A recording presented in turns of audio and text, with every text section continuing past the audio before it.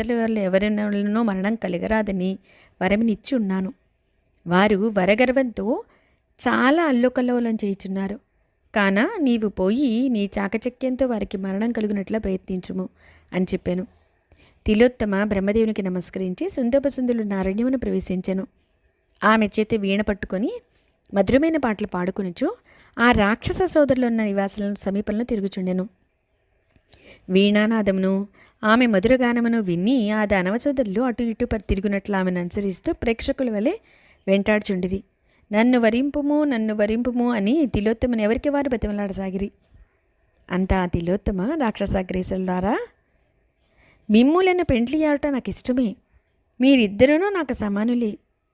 నేను మీ ఇద్దరి ఎడల సమానమైన ప్రేమతో ఉన్నాను. కానీ ఇద్దరిని వివాహం ఆడటం సాధ్యం కానది. కాన నా కోరిక ఒకటి ఉంది. అది ఏమనగా మీ ఇద్దరిలో ఎవరు బలవంతం